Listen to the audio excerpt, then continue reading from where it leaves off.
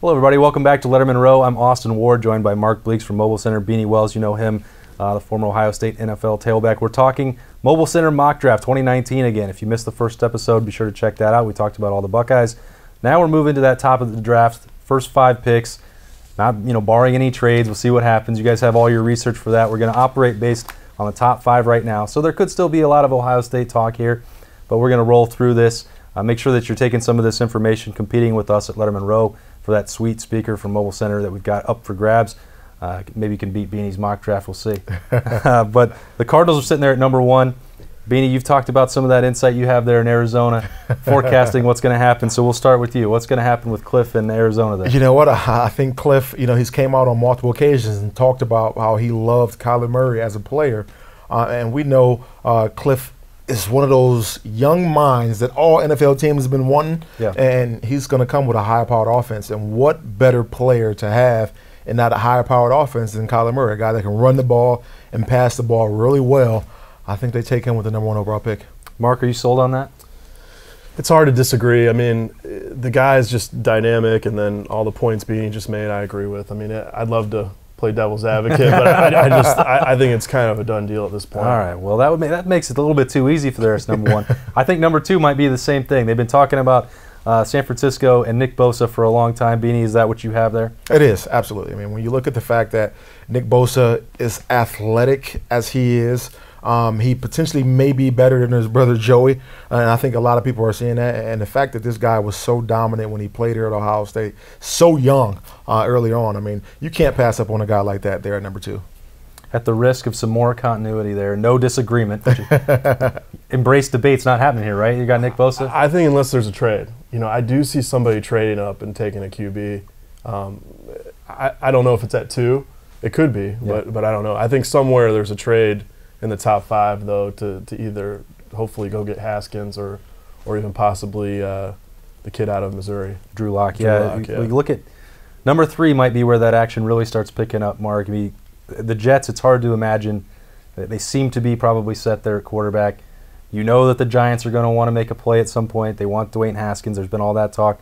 So you got, if you just go with the number 3 overall player, Mark, which way are you going? I think for the fit, I think I could see them taking that Josh Allen. I've heard a lot about people really liking this guy. I've watched a little bit of his tape, but I've been hearing his name quite a bit shuffled around in that top 5. Beanie, what do you got?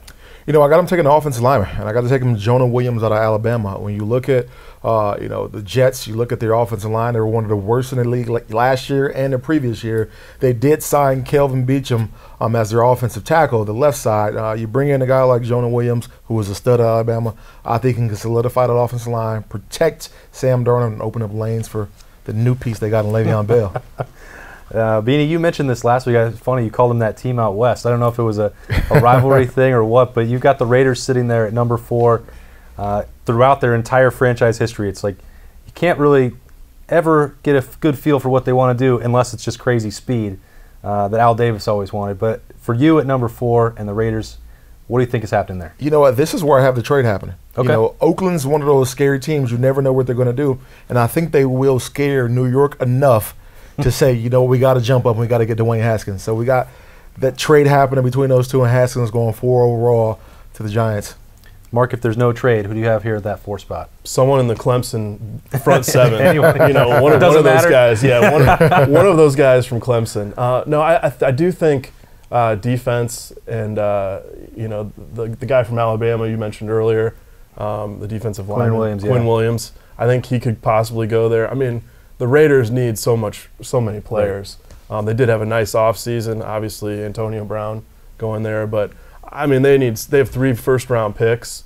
I could see them following a little bit similar format to what the Browns did a couple years ago and using those 3 picks and getting some more talent infused in that team. All right, let's wrap up that top 5 then, Beanie. Go down to Tampa. Another possibility where there might be trades, who knows? Tampa needs a lot. They need a whole lot. But I got them taking the freak DK Metcalf at a wide receiver. We just saw him lose Deshaun Jackson. They got Bruce Arians, who likes the big play wide receiver. Mike Evans is there. He's been very productive. This is Jameis Winston's make or break year. They're going to put another asset around him to try to see if they can make him their franchise guy. That dude walking around at the combine was intimidating. Holy smokes. Look like a DN, right? That's a guy that's pretty well put together. I got to give it to him there. There's no denying that the freak is accurate. But Mark, wrap us up there at the 5 spot. What do you got for Tampa Bay? Sure. You know, I have been confused for DK Metcalf before with my shirt off, so everyone knows. So I have heard that a few times. Well, that's tough. I mean, it's a blessing and a curse. You know, I got this. This guy might not go 5, but it's a bit of a reach. But this Montez Sweat guy, off the edge, I mean, he tested crazy at the combine. I think they need some pass rush. I mean, like most teams. I think the sky's the limit with this guy. So I'm kind of reaching for a prospect that has a lot of upside myself, and I think this Montez Sweat might be the guy. These guys have a lot more picks coming your way at Lettermen Row. They've got the whole Mobile Center mock draft. They're going to compete with you guys leading up to that first-round draft there in Nashville later this month. Lettermen Row will have that covered, of course. But we appreciate Mobile Center and Mark Bleeks hanging out with us. He's Beanie Wells. For Mark, I'm Austin Ward. We'll see you next time right here.